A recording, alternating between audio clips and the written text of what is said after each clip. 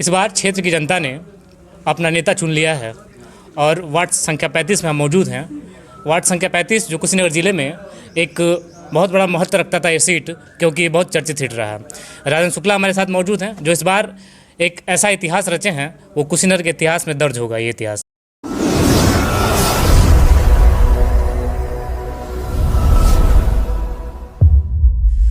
बहुत शुभकामनाएं आपको, और क्या कहना चाहेंगे जनता को? सबसे पहले तो मैं आपको धन्यवाद देता हूं, और मैं फाजिल नगर वार्ड संख्या 35 के सभी सम्मानित जनता को हृदय से धन्यवाद देना चाहता हूं कि उन लोगों ने धन और दौलत को वापस किया और एक ऐसे व्यक्ति का चुनाव किया जिसने 16 साल से जनता के बीच में रहकर और आम लोगों की सेवा किया था।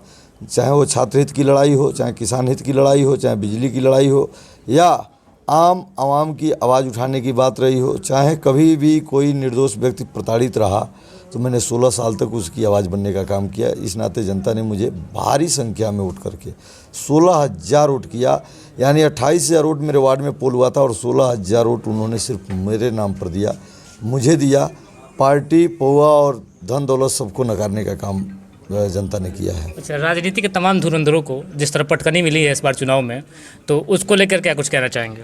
देखिए, जनता इस बार किसी को अपना आका समझने का काम नहीं किया। जनता ने सीधे सीधे ऐसे व्यक्तियों को चुनाव करने का काम किया है जो व्यक्ति जनता के बीच में रहा, जनता की समस्याओं को समझा और जनता के लिए चलने का काम किया। जनता ने उसके साथ रहने का काम किया इस बार। अच्छा, जब मैंने आपका इंटरव्यू किया था, आपका मैनिफेस्टो जानने की कोशिश की, तो आपने तमाम बातें बताई थी और बात ये भी बताया था, हमने पूछा था कि जब आप जीत जाएंगे तो किस काम को प्राथमिकता देंगे। तो अभी फ़िलहाल वो काम याद है आपको? बिल्कुल याद है, और मैं अभी भी आपसे कह रहा हूँ कि मैंने चुनाव जीता है और कल से मैं फिर जनता के बीच में जा रहा हूँ। हर घर पे जाने का वचन दिया है, हर घर पे जा रहा हूँ और हर घर पे समस्याओं का समाधान करने के लिए समस्या जानूँगा और उस समस्या का समाधान करूँगा। कल से मैं अपने क्षेत्र में अभी आज बाजार बरधाना से मेरे पास फ़ोन आया था, वहाँ बिजली की समस्या है। मैंने जेई से बात किया है, कल मैं एक्सीएन से मिल के उस समस्या का भी समाधान कराने जा रहा हूँ।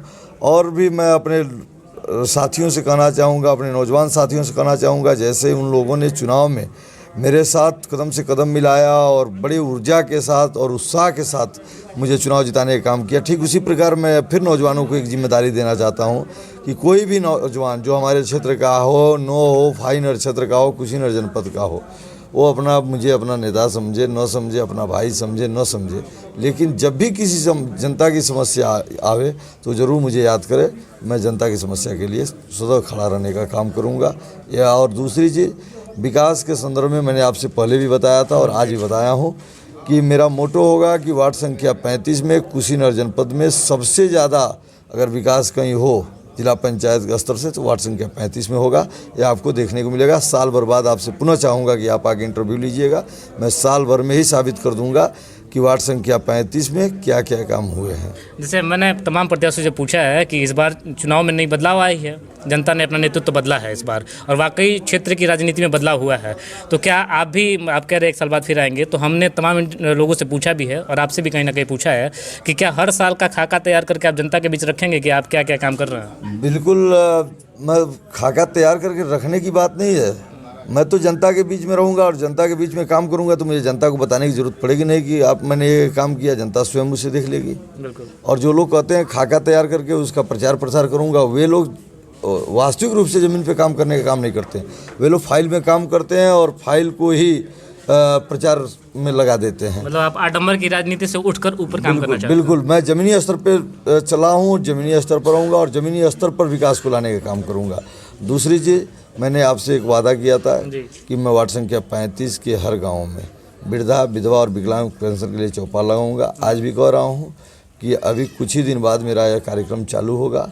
जैसे चुनाव प्रक्रिया समाप्त हो जा रही हैं, आचार संहिताएँ हट जाएंगी, उस दिन से हमारा यह कार्यक्रम चालू होगा।